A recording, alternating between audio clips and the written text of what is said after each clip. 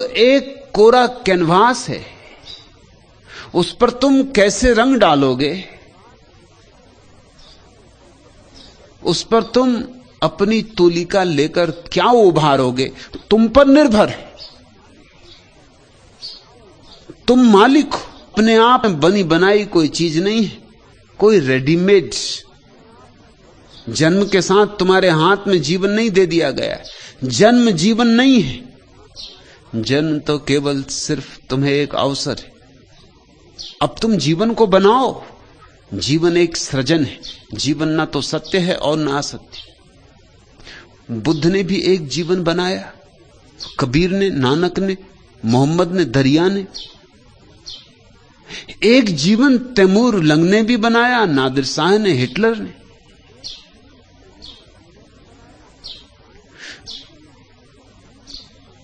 एक जीवन है जिसमें सिर्फ धूल ही धूल,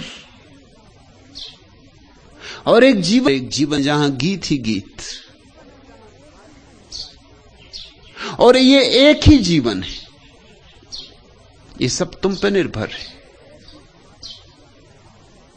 उसी वर्णमाला से गालियां बनती, उसी वर्णमाला से भगवत गीता का जन्म हो जाता है। जरा शब्दों को जमाने की बात है,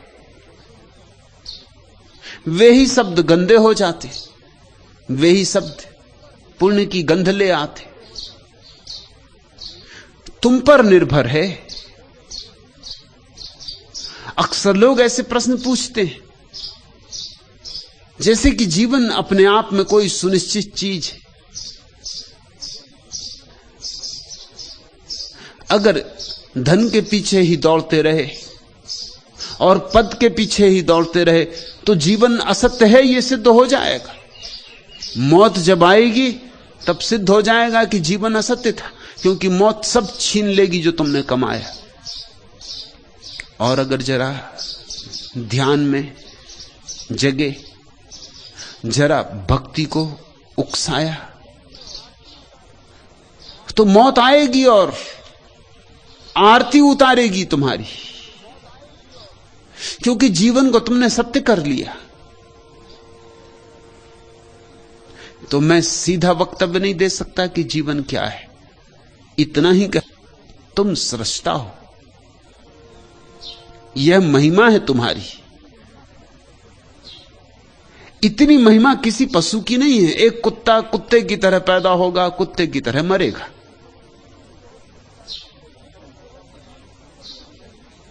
लेकिन बहुत से मनुष्यों को भी हम कहते हैं कुत्ते की तरह मरते। पैदा हुए थे मनुष्य की तरह, मरते कुत्ते की तरह। ये तो बड़ी अजीब बात हो गई। कुत्ता तो क्षम्य है, कुत्ते की तरह पैदा हुआ था, कुत्ते की तरह मरा। भाषा में कहावत है ना, कुत्ते की मौत। वो कुत्ते के संबंध में नहीं है, क्योंकि कुत्ते का क्या कसूर। कुत्ता पूरा का पूरा पैदा होता है। अवसर नहीं है कुत्ते के जीवन में।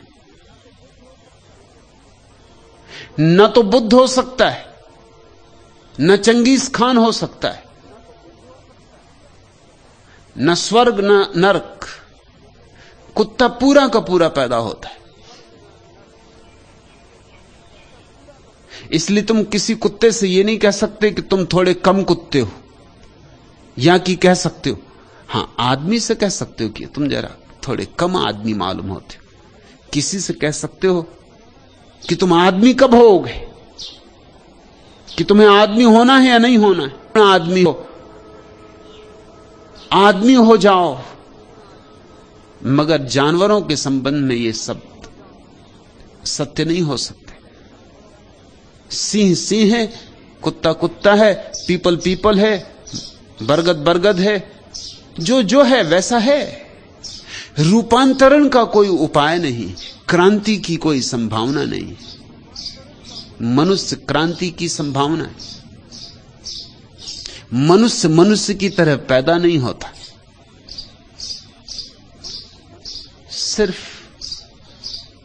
एक कोरे कागज की भांति पैदा होता। फिर तुम जो उस पर लिखोगे वही तुम्हारी दास्तान हो जाएगी। और ऐसे ही धक्के खाते रहे बेहोशी के, ऐसे ही चलते रहे जैसे कोई शराबी रास्ते पर चलता रहता, तो जीवन असत्य हो जाएगा। एक शराबी रास्ते पर चल रहा है, एक पैर तो उसने सड़क पर रखा हुआ और एक सड़क के किनारे की पटरी पर। अब बड़ी मुश्किल में है, चलना बड़ा मुश्किल। एक तो शराब पिए है, एक पैर ऊपर एक पैर नीचे, बड़ी अड़चन हो रही, बड़ा कष्ट पा रहा है। एक आदमी ने पूछा कि भाई तुम बड़े कष्ट में मालूम पड़ते। उसने कहा कष्ट में मालूम ना पड़ूं तो क्या पड़ूं, कोई भूकंप हो गया या क्या हुआ, लेकिन भी होश नहीं। एक और शराबी, वो बाएं तरफ से दाएं तरफ जाता है, दाएं तरफ से बाएं तरफ आता है, घर पहुंचने का तो सवाल ही नहीं रहा। रास्ते के एक किनारे से दूसरे किनारे, इस किनारे से उस किनारे। फिर किसी ने पूछा कि तुम कर क्या रहे हो, तो उसने कहा कि मुझे उस तरफ जाना है। उस तरफ जाता हूं और लोगों से पूछता हूं कि मुझे उस तरफ जाना, तो वो इस तरफ भेज देते। इस तरफ आता हूं, लोगों से पूछता हूं मुझे उस तरफ जाना है, वो दूसरी तरफ भेज देते। मगर मैं उस तरफ पहुंच ही नहीं पाता जहां पहुंच। एक और शराबी है, सांझ घर पहुंचा है,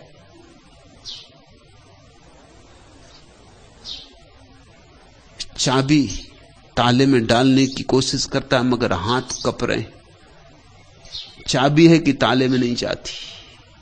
एक पुलिस वाला रास्ते पे खड़ा देख रहा है, दया खा गया। दया और पुलिस वाले में अक्सर होती नहीं। कुछ अपवाद रहा होगा। पास आया और कहा कि भाई लाओ मैं तुम्हारे ताला खोल दूं, तुमसे ना खोलेगा। उसने कहा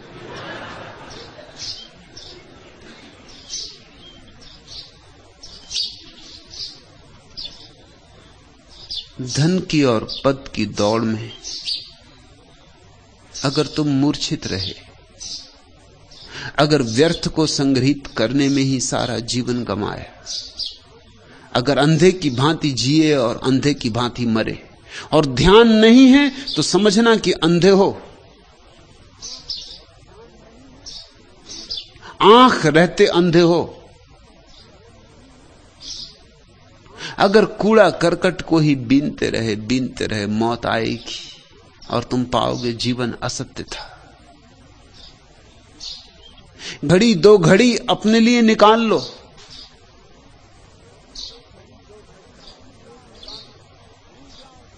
घड़ी दो घड़ी भूल जाओ संसार को। घड़ी दो घड़ी आंख बंद कर लो, अपने में डूब जाओ। तो ये घड़ी दो घड़ी में जो तुम्हें रस मिलेगा, जो स्वाद अनुभव होगा, वह तुम्हारे जीवन को सत्य कर जाएगा। ध्यान है तो जीवन सत्य है, ध्यान नहीं है तो जीवन असत्य है। यदि सत्य नहीं जीवन में कुछ, यहां जीवन की मनुहारों को अब विधि की छलना कैसे कह दूं। यदि सत्य नहीं जीवन में कुछ, तो सपना भी कैसे कह दूं। बंधन जीवन का भार, कभी बंधन से होता प्यार, कभी बनता भी और बिगड़ता भी आशा का लघु संसार। कभी अपनापन आज न अपना है, किसको कैसे अपना कह दूं। यदि सत्य नहीं जीवन में कुछ, तो सपना भी कैसे कह दूं। ना तो जीवन को सत्य कहा जा सकता है और ना सपना कहा जा सकता है। सब तुम पर निर्भर है। ज्ञानियों ने कहा है संसार असत्य है, जीवन असत्य है, वो तुम्हारी वजह से कहा है। भीड़ तो अंधों की है। आंख वाला कभी कोई एकांत होता है। आंख वाले की बात तो अपवाद है, और अपवाद से केवल नियम सिद्ध होता है। बुद्धों ने अगर कहा है कि जीवन असत्य है तो तुम्हें देखकर कहा है, ख्याल रखना, ये तुम्हारे जीवन के संबंध में कहा है। बुद्ध का जीवन तो असत्य नहीं। अगर बुद्ध का जीवन असत्य है तो फिर सत्य होगा ही क्या? बुद्ध का जीवन तो परम सत्य है। लेकिन बुद्ध ने जब कहा संबंध में यह वक्तव्य है, तुम्हारा जीवन असत्य है क्योंकि तुम्हारा जीवन व्यर्थ की तलाश में लगा है। तुम मृग मरीचिकाओं के पीछे भाग रहे हो, तुम इंद्रधनुषों को पकड़ने की कोशिश में लगे हो। दूर से बड़े सुंदर, दूर के ढोल सुहावने, जब इंद्रधनुषों पे हाथ बांध लोगे मुट्ठी तो कुछ भी ना मिलेगा, भाप भी ना मिलेगी। शायद पानी की कुछ 2-4 बूंदें हाथ में छूट जाएं। न कोई रंग होगा, न कोई सौंदर्य होगा। इंद्रधनुषों के पीछे दौड़ोगे, जीवन के संबंध में क्या कहें? कहें तो कौन समझेगा? कहें तो शायद कहीं भूल ना हो जाए, कहीं दूसरे लोग गलत ना समझ लें। बुद्धों को सबसे बड़ी चिंता एक होती कि वे जो भी कहते हैं वो गलत समझा जा सकता है, क्योंकि समझने वाला कहीं और है। बुद्ध जीते हैं शिखरों पर, गौरी शंकर पर, हिमाच्छादित, जहां सूर्य का सोना बरसता है वहां, और तुम रहते हो अंधेरी घाटियों में, तलघरों में। वे अपने स्वर्ण हानि से बोलना पड़ता, एक एक शब्द तौलना पड़ता है। वे जानते हैं भली भांति कि जीवन सत्य है, लेकिन उनका जीवन सत्य है। उन जैसे लोग कितने हैं, और उन जैसे जो लोग हैं उनसे कहने की कोई जरूरत नहीं, उन्हें तो पता ही है। बुद्ध महावीर से कहें कि जीवन सत्य है तो महावीर समझेंगे, लेकिन महावीर को तो खुद ही पता है कहना क्या है। तुम्हें मालूम, दोनों एक ही साथ एक ही समय में हुए, एक ही प्रदेश में, बिहार में, दोनों परिभ्रमण करते रहे। दोनों के परिभ्रमण के कारण ही तो उस प्रदेश का नाम बिहार पड़ा। सतत विचरण करते रहे, वो प्रदेश ही उनके बिहार के कारण बिहार कहलाने लगा।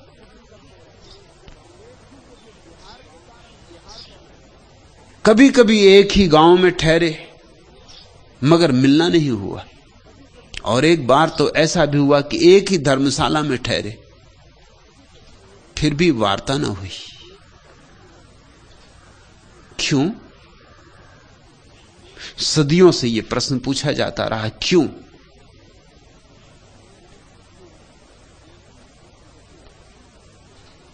जैनों से पूछोगे तो वो कहेंगे अगर बुद्ध को मिलना था तो आना था महावीर के पास।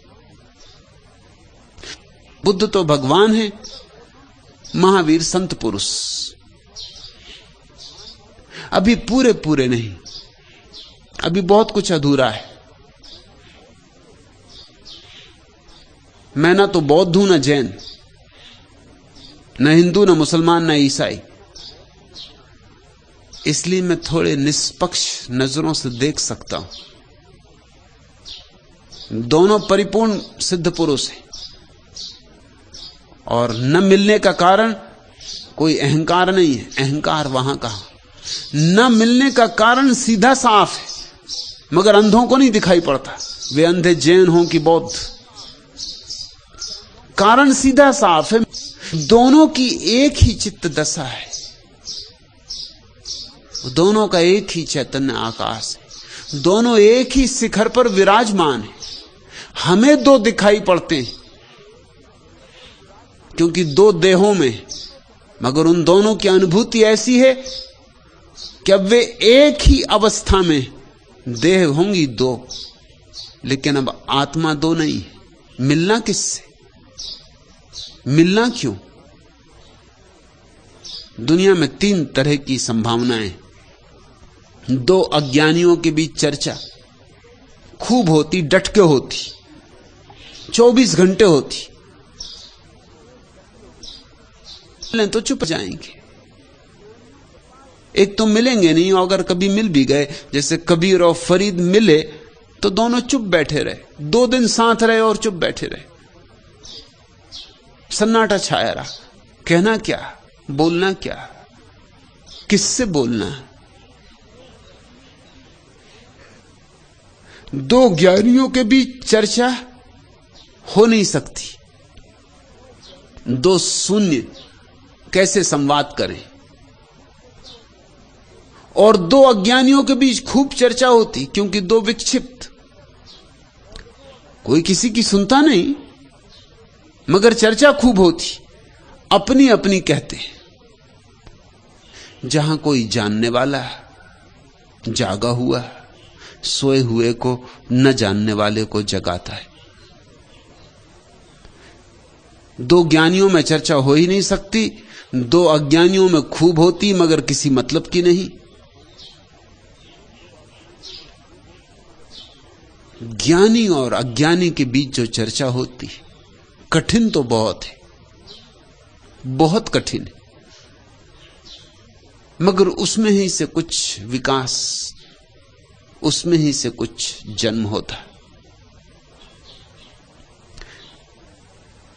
जीवन न तो सपना है न सत्य, सपना रह जाएगा अगर सपनों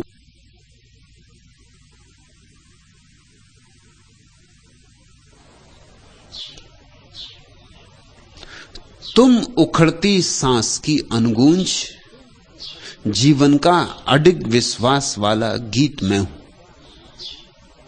यह नहीं संघर्ष में झेली व्यथा तुमने, राह में झूलता रंगीन झूलों में व्यथा का भाग पाया हम सभी ने, किंतु विषबन छा गया है वह तुम्हारी चेतना पर, जबकि मैंने झेल उसको प्राण में पाया नया उन्मेष जीवन की प्रभा का।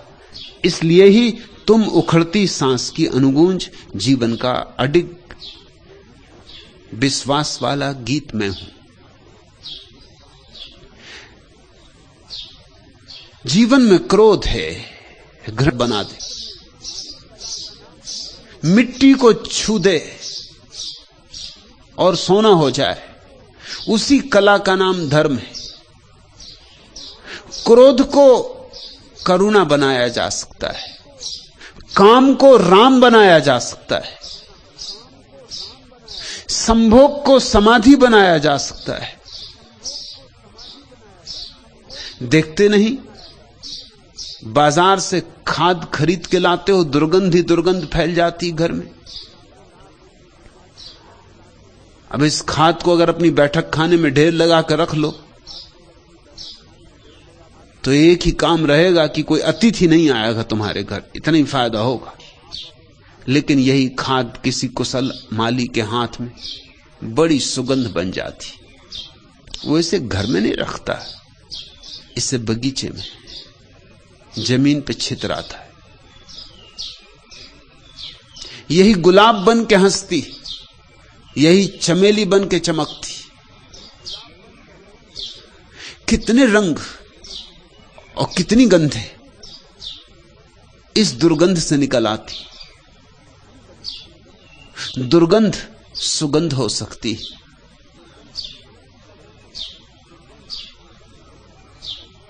इसी रसायन का नाम धर्म है। तो मैं तुमसे कहूंगा, तुम्हारे हाथ में सपने होते हैं सदा वहां, और सत्य होता है सदा यहां। सपने ले जाते हैं दूर दूर की यात्रा पर, और सत्य है तुम्हारे भीतर मौजूद। बैठो कि पालो, दौड़ो कि खोया, बैठे कि पाया।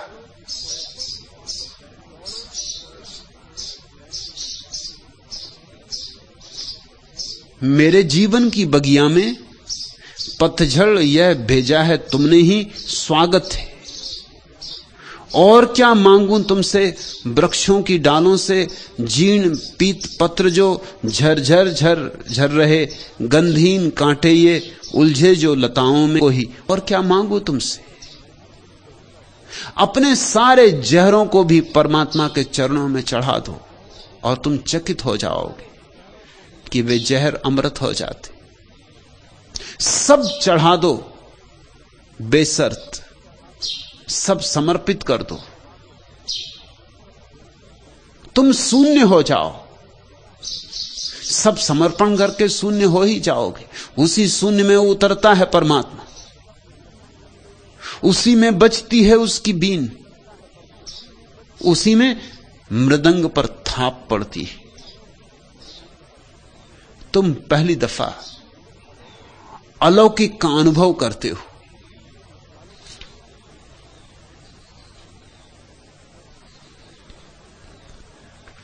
आखिरी प्रश्न, भगवान बलिहारी प्रभु आपकी अंतर ध्यान दिलाए। मंजू,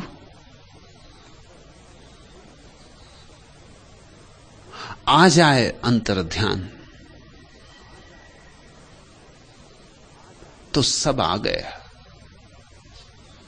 तो सब पा लिया। और लगता है तेरी आंखों में देखकर कि सुबह ज्यादा दूर नहीं, कि बस सुबह अब हुई, अब हुई। आ रही है तुझे अंतर ध्यान की स्मृति।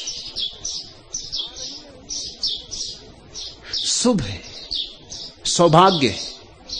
इस जगत में वे ही धन्य भागी है जिन्हें अंतर ध्यान की याद आने लगे, जिन्हें एक बात बार बार याद आने लगे, दिन के 24 घंटों में बार बार याद आने लगे, भीतर जाना है। और जो जब मौका मिल जाए तब भीतर सरक जाएं। एक ज़ैन फकीर को निमंत्रित किया था कुछ मित्रों ने भोजन के लिए। 7 मंजिल मकान, बहुत मेहमान इकट्ठे थे, कोई 25 मेहमान थे। गृहपति द्वार पर ही अटका है। तभी उसे ख्याल आया कि प्रमुख मेहमान का क्या हुआ, उस ज़ैन फकीर का क्या हुआ। लौट कर देखा, वह फकीर तो अपनी कुर्सी पर पालथी मार के बैठ गया है, आंखें बंद, जैसे बुद्ध की प्रतिमा हो, संगमरमर की प्रतिमा हो, ऐसा शांत, ऐसा निश्चल उसका रूप, उसकी शांति, उसका आनंद सम्मोहित कर लिया गृहपति को। खींचा चलाया जैसे कोई चुंबक से खींचा। ये पूछना है कि हम सब भागे, आप क्यों नहीं भागे?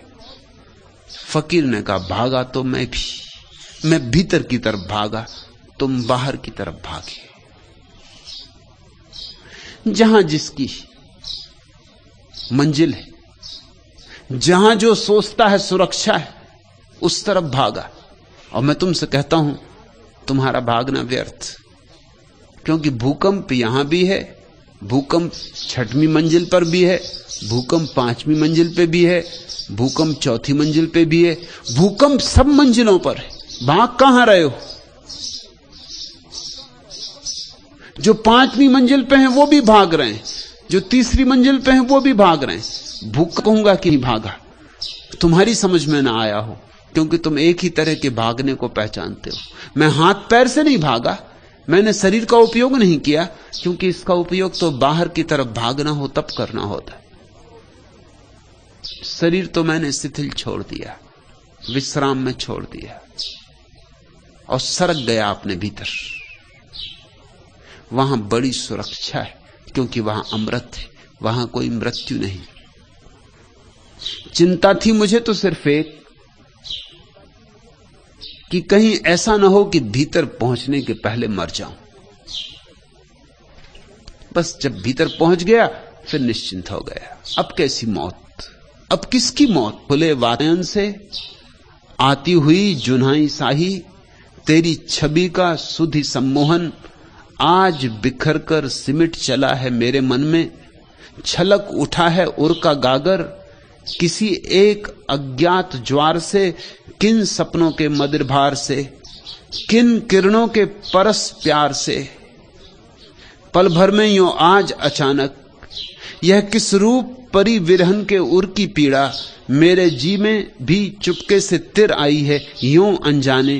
गूंज उठा है अंतर जीवन किस फेनिल अरुणाभ राग से, किन फूलों के मधुपराग से पुलकित हो आया है आकुल मधु समीर। जी के इस कानन में भी ठहरे हुए तालाब का पानी हिला दिया।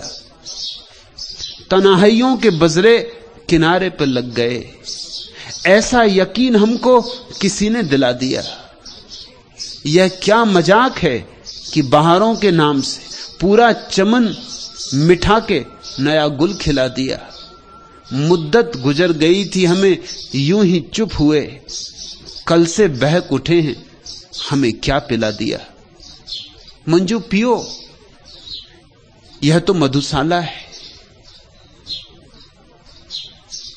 मैं तुम्हें कोई सिद्धांत नहीं सिखा रहा हूं, शुद्ध शराब पिला रहा हूं। अंगूरों से निचोड़ रहा है, जाता ही रहा है, जो रोज आता जाता रहा है। वह ज़ैन फकीर अपने भीतर पहुंच सका क्योंकि रास्ता परिचित था, बहुत बार आया गया था। यह मत सोचना कि मौत जब आएगी तब अचानक ध्यान कर लेंगे, यह नहीं होगा। मौत अचानक आएगी। जीवन भर धन की चिंता की थी, मरते वक्त की धन की ही चिंता तुम्हारे सिर पर सवार रहेगी।